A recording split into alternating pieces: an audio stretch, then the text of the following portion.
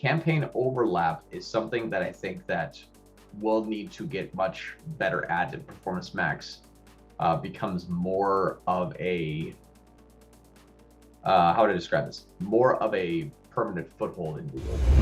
Some ways that they overlap omni-channel is regardless of what your Performance Max is targeting, running, how it's set up, it does not matter. You cannot stop this if you wanted to.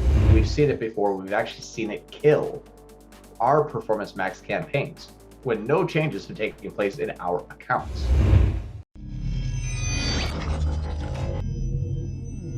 Let's talk about campaign overlap.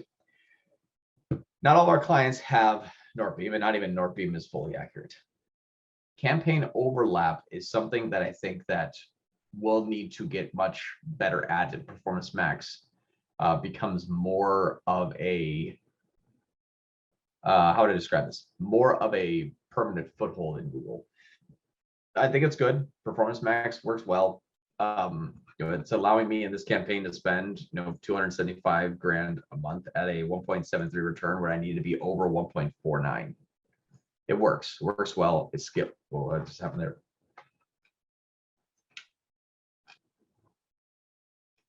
Okay, my screen's jumping down to the bottom. I can't scroll up. I'll beat you, Google. All right, hold on. Refresh.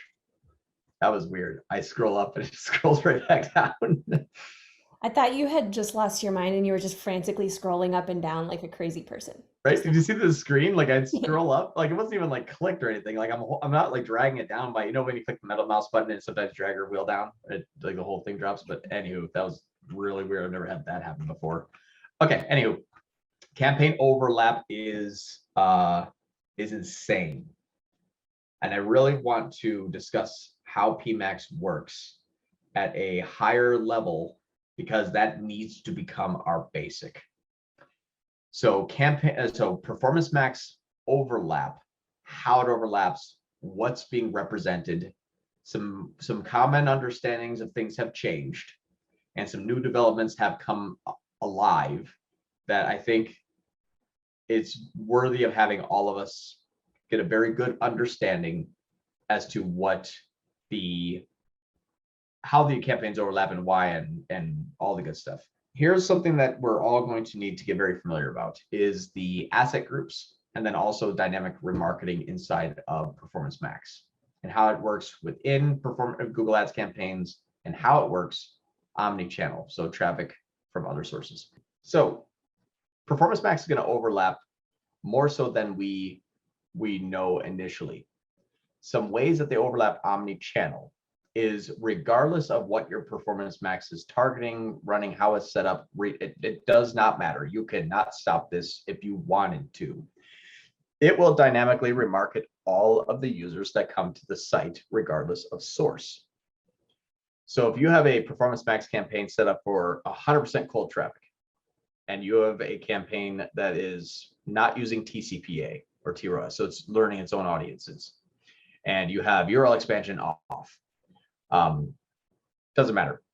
If a massive amount of influx from Facebook comes in, your Performance Max that's brand excluded, URL expansion off, cold traffic only targeting will remarket that Facebook traffic. We've seen it before. We've actually seen it kill our Performance Max campaigns when no changes have taken place in our accounts.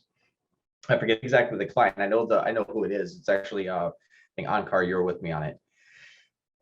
But it came out in a risk meeting a few weeks ago and was kind of an interesting point because it was something that we all kind of found out together, but I want to make sure that it's kind of part of our foundational understanding of Performance Max.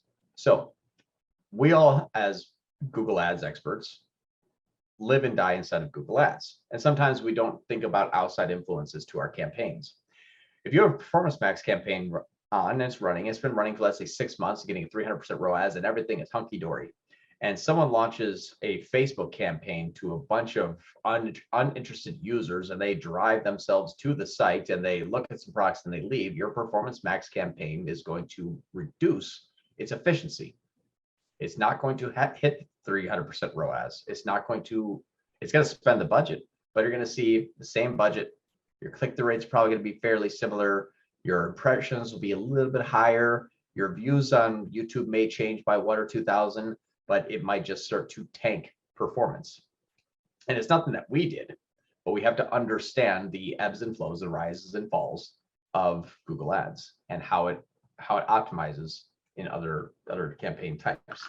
So I'm going to give you all a quick example, and I'll share with you how your campaigns can immediately benefit or immediately retract, I guess, in performance.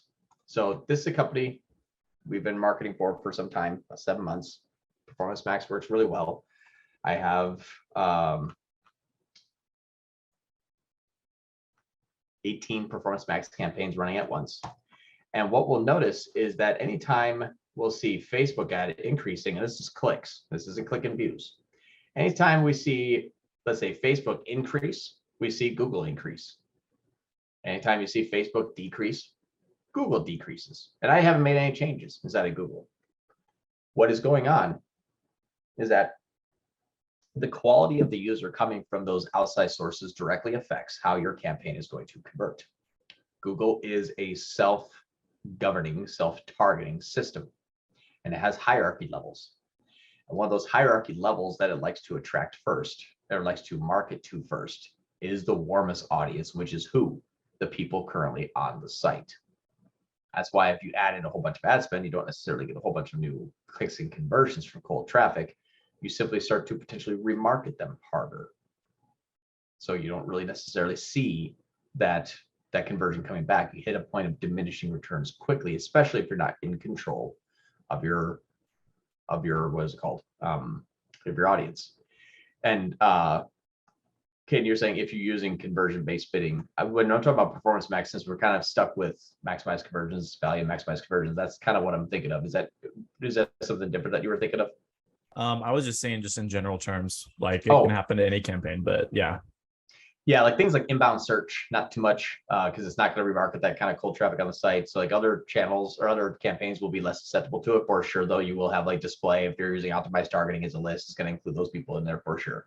And Google will just use this as an ecosystem just in and of itself. Anytime you're using smart bidding that has its own kind of directional governance, even if it's just optimized targeting turned on, it's going to go where it wants, which could be those new traffic to the site.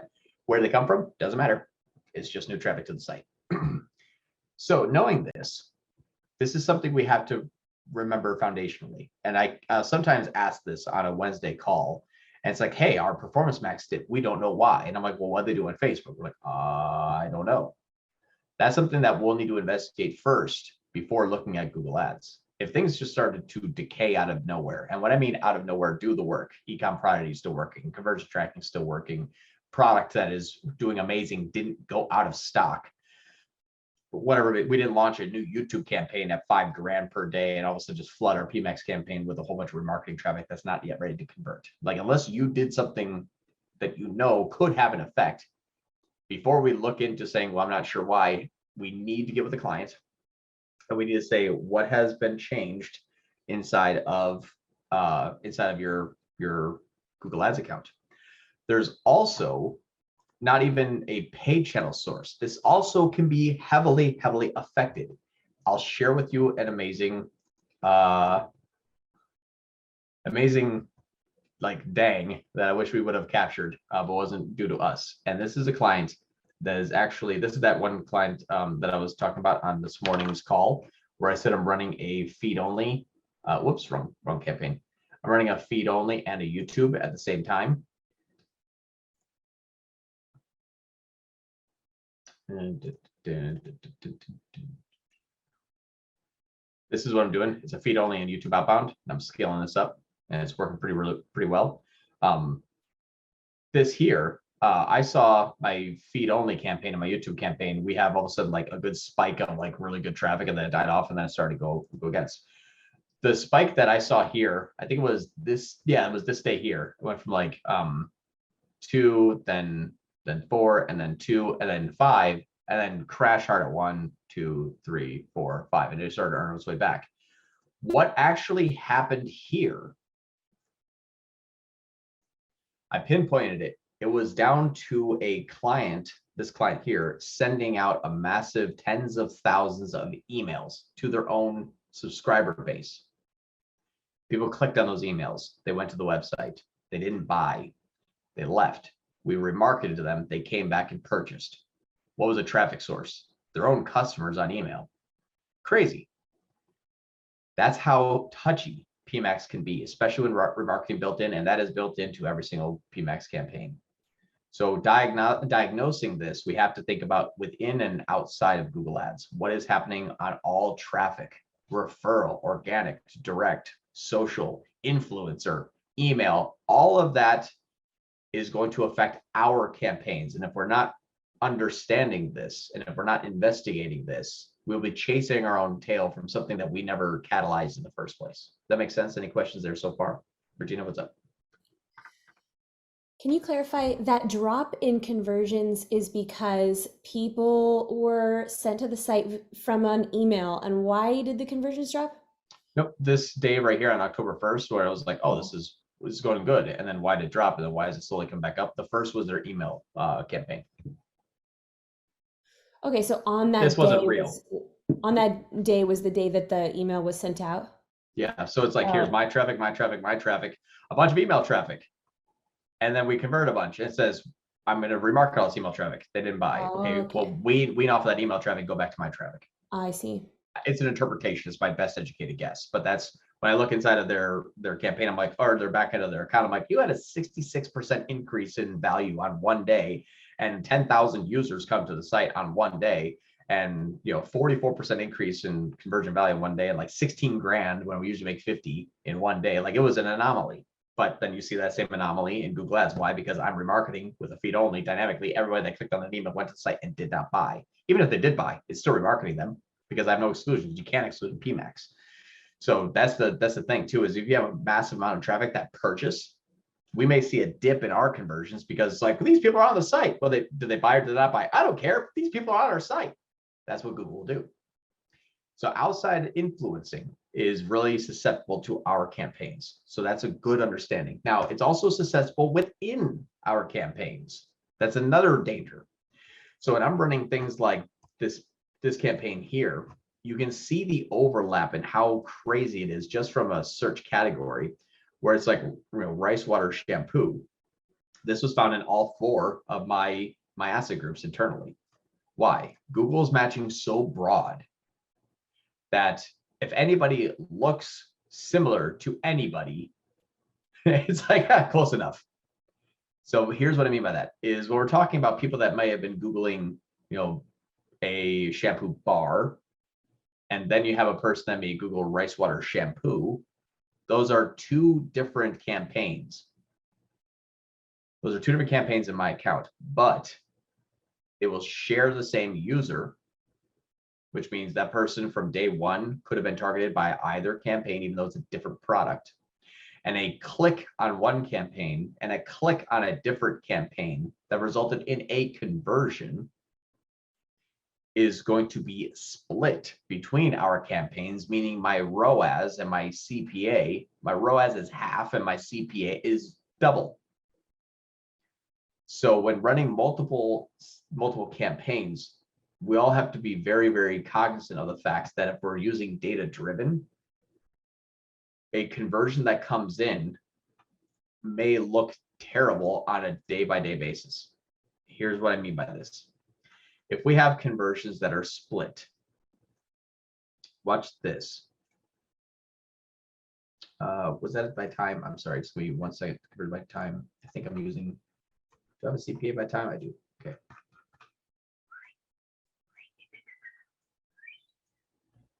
Let's bring this up here.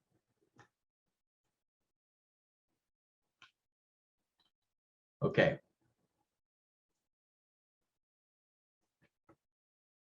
Is that why conversions are sometimes in fractions? Yes. So actually, I'll cover data-driven attribution model here in a moment. But here's what's funny. I'm trying to find a campaign that only has less than 1 conversion in a day. Hold on. There we go. Check this out. This is an extreme case, but it's perfect because it makes my point. I spent $39 that day. I got a 3,000 cost per acquisition. Anybody explain how?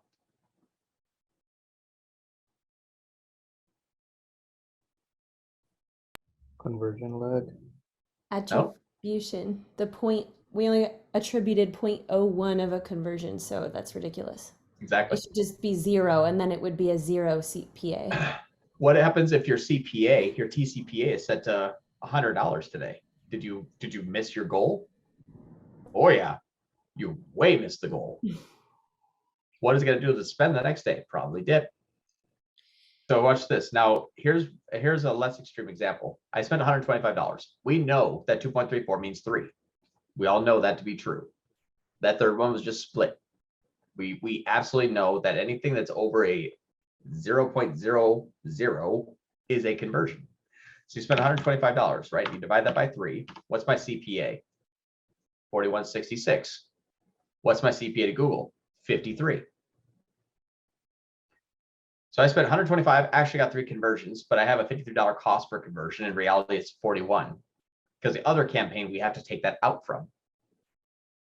When you split a conversion, you double or triple or whatever it is your CPA. Same is true with conversion value. If I make 1.1 sale, what's my conversion value?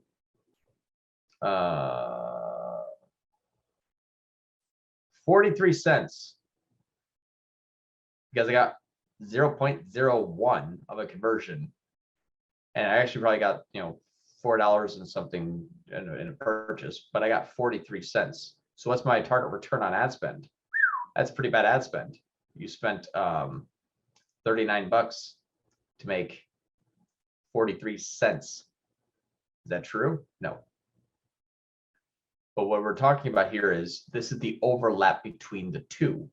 If I take a look at something and said, man, I'm getting a, let me just do like the last 30 days here. If I look at this and say, cool, I'm getting, where's my CPA? Awesome, I'm getting $29 CPA here. This is looking good. Ooh, this one's getting a 59. That's bad. Pause this one. And then this thing tanks. Why? Well, half my conversions that were here were also half my conversions here. All I did was just shut off half my count. So knowing that these are going to be in line with each other when they're splitting conversions, this is not real, and that's not real.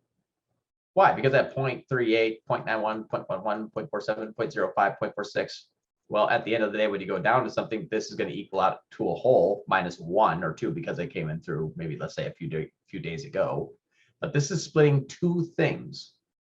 It's splitting the time, and it's splitting the campaigns. A click on day 1 that converts on day 2 will have 0.5 on day 2 and 0.5 on day 1. So both those days I overshot my CPA by double and I cut my conversion value in half those 2 days. This is also why TCP and TROAS are a little bit more dangerous when running multiple PMax campaigns, because your TROAS and TCPA is measured against halves and thirds and quarters, not wholes. So if you want to say, hey, I need 300% ROAS, awesome. Set your targets to 150. Why? Half of those are splits. Very odd, right?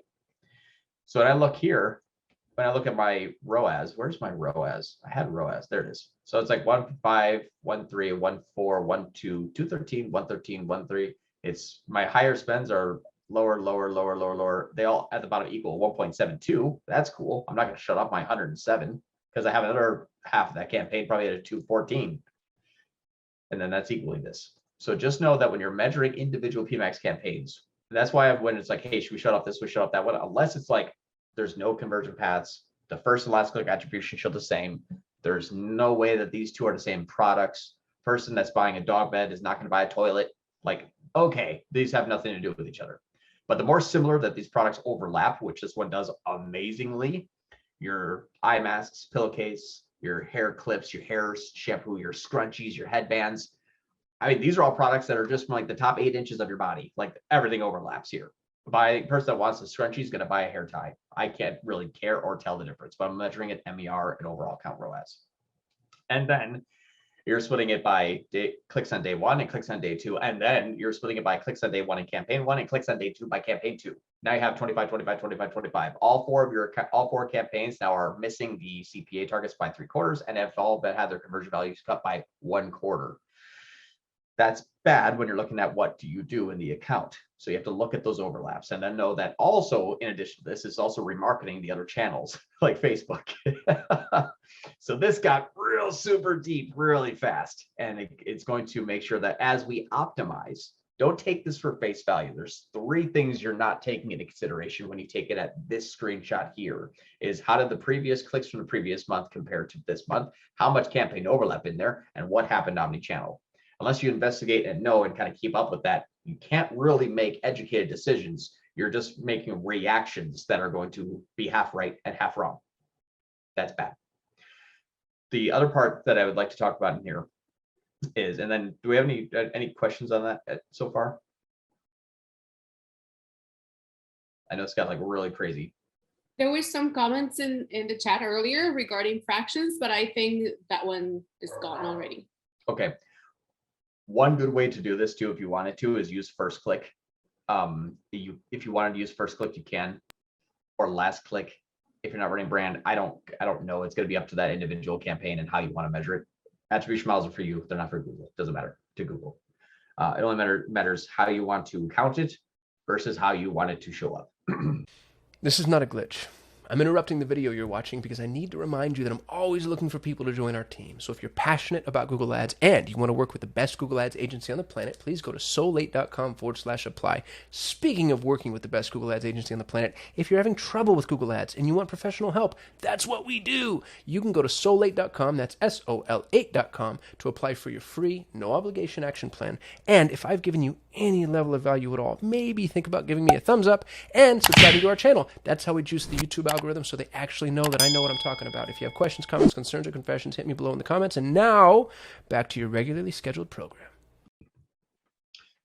One quick way, this is going to be an advanced technique, but if you wanted to, you can actually replicate a conversion action, count it as a custom, do campaign level conversion tracking and not account level, and then change the attribution model.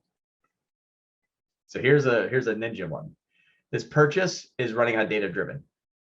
This data driven, I want it on data driven because I'm getting view engaged conversions. First click does not count view engaged conversions. Well, so know that you miss your view engaged conversions because that's not a click attributed conversion. Data driven is not a click attributed data driven conversion, or not a click attributed conversion. It is a view and click. So if you change the first click, know that you will miss the view engage conversion, but here's something we can try if you would like to. Replicate this conversion action. You can't just like copy and paste in here. You have to actually go through and set up a new conversion action counting the same exact thing this is. In your measuring, measure it as a custom goal, and then take that custom goal and count it as a different conversion attribution. So if this was the shopping app purchase and I say, this is, name your custom goal, that's cool, yada, yada, yada. And then this custom goal here, you can actually, I can't do it now, when you actually set it up, you're going to be counting that conversion action as a different attribution model. Let's say this was first click. And if you can count it as a secondary and then attach it to a campaign. So you can say, okay, this campaign brought me 100 first clicks and 25 last clicks. Actually, know what? I did this already. Sorry, I already have an example of this. Here's something awesome. Not saying to do this, but this is a high level trick that makes us ultra ninjas and is very impressive. So inside of this account, I did, forgive the nomenclature, I'm using other people's and changing it around, but you'll see stuff like this here. Data-driven test, 90-day counting every. And then this is website orders, a 15-day, only counting 1.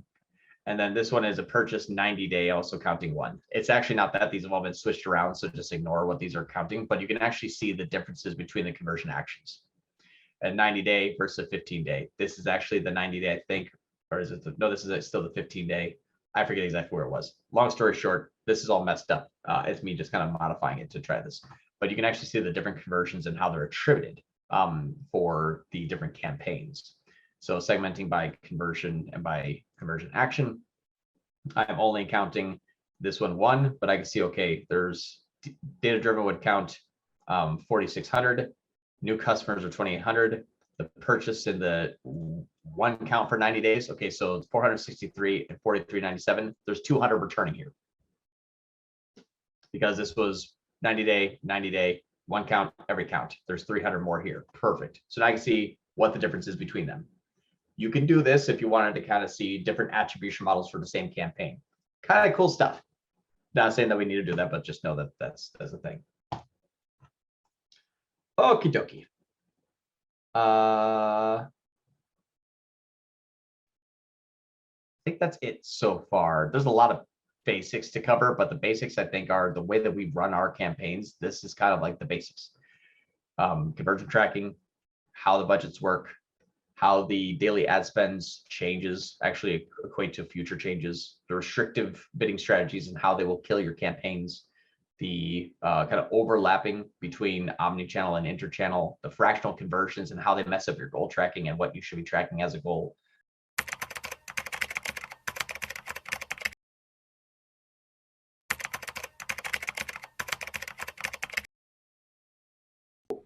You can actually use this model here to build a brand. We'll talk about kind of brand building techniques next week. This, I think, is something that is very important and is going to give us a templatized structure to how we should be building out the e-commerce campaigns. I guess I should say e-commerce accounts.